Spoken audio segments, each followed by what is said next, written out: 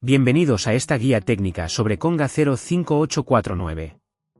Somos Kelatos Informática, expertos en reparación técnica.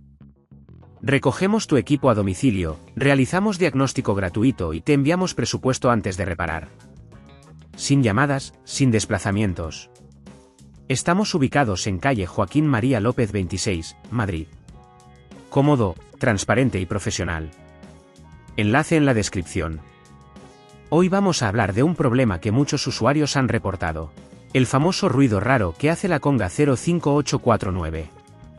Este síntoma puede deberse a un desgaste en el motor del cepillo o a algún objeto atascado en el mismo.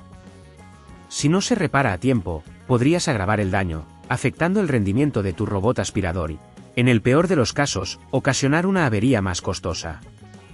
Para esta reparación, necesitarás un destornillador de estrella, unas pinzas, un cepillo para limpiar el motor y, si es necesario, un reemplazo del motor del cepillo. Primero, asegúrate de desconectar la conga de la corriente. Luego, utiliza el destornillador de estrella para quitar los tornillos que sujetan la tapa inferior.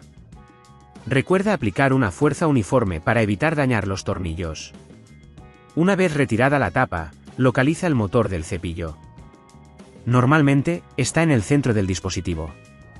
Si ves que hay suciedad o pelos enredados, utiliza el cepillo para limpiarlos con cuidado. Si identificas que el motor está dañado, tendrás que desconectar los cables que lo conectan a la placa base. Hazlo con las pinzas, asegurándote de no romper nada. Luego, retira el motor viejo y coloca el nuevo en su lugar, asegurándote de que los cables estén bien conectados. Vuelve a colocar la tapa inferior, asegurándote de que todos los tornillos estén bien apretados. Si en este punto ves que es demasiado complejo, recuerda que en Kelatos recogemos el equipo en tu domicilio y te lo devolvemos reparado. Una vez cerrada la conga, conéctala de nuevo y verifica que funciona correctamente. Escucha si el ruido persiste. Si todo va bien, felicidades. Has logrado reparar tu Conga 05849. Para evitar que este problema vuelva a ocurrir, asegúrate de limpiar regularmente el cepillo y revisar que no haya objetos atascados.